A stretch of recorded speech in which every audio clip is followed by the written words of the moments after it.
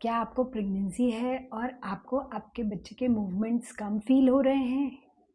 नमस्कार, मैं डॉक्टर निधि जैन आज आपसे इसी विषय पर कुछ चर्चा करने वाली हूँ कि हम अपने बच्चे के मूवमेंट्स को कैसे मॉनिटर करें।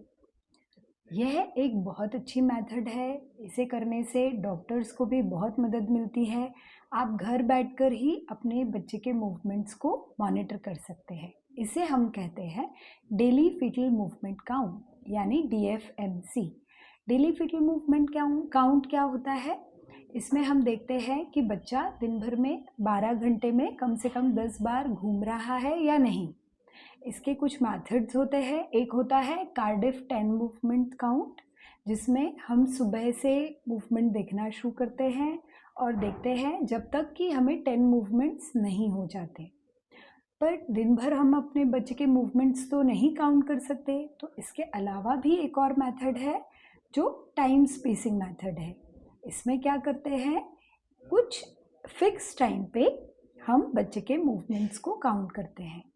जैसे खाना खाने के बाद उल्टे हाथ की करवट लेकर यदि हम लेटते हैं तो हमारे 1 घंटे के लिए तो हमें बच्चे के मूवमेंट सबसे ज़्यादा फील होते हैं। तो सुबह नाश्ते के बाद, दोपहर को खाने के बाद और रात को फिर खाने के बाद आप 1 घंटे के लिए लेटें उल्टे हाथ की करवट लेके और देखें कि बच्चा कितने बार मूवमेंट कर रहा है और उतनी बार मार्क करते जाएं। यदि इससे हमें एक अंदाज लग जाता है कि बच्चा 12 घंटे में 10 बार या उससे ज़्यादा बार मूवमेंट कर रहा है कि नहीं। और यह एक बहुत ही cost effective, easy to do, घर पे ही कर सकते हैं वैसी मेथड है। और इससे डॉक्टर्स को भी बहुत मदद मिलती है।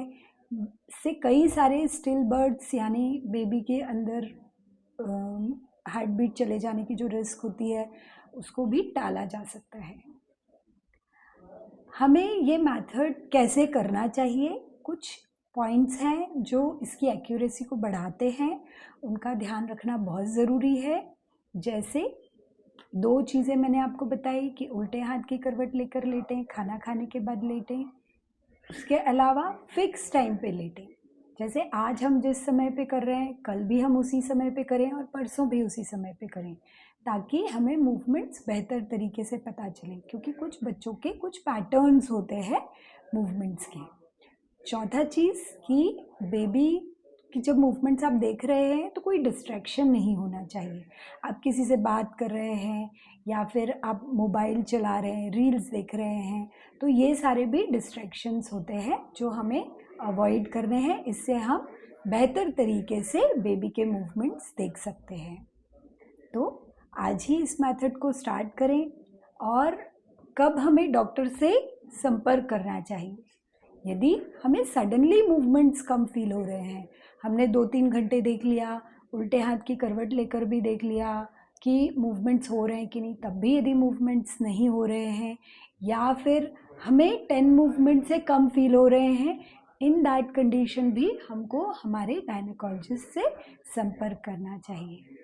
हम यूजुअली इस मेथड को हाई रिस्क पेशेंट्स में एडवाइस करते हैं, जहाँ पे कि सडन फीटल डेथ के चांसेस ज़्यादा हैं, जहाँ पहले बैड ऑब्स्टेट्रिक हिस्ट्री है या फिर पानी कम है, ग्रोथ कम है या ब्लड फ्लो कम है बेबी को। उन कंडीशंस में हम ये एडवाइस करते हैं। लेकिन इसे नॉर्मल जो नॉन हाई रिस्क प्रेगनेंसी वाली महिलाएं हैं वो भी बीच बीच में कर सकती हैं और अपने बच्चे के मूवमेंट्स को असेस कर सकती हैं। और जानकारी के लिए आप संपर्क कर सकते हैं doctor Nidhi Jain, gynaecologist, Jabalpur. Thank you.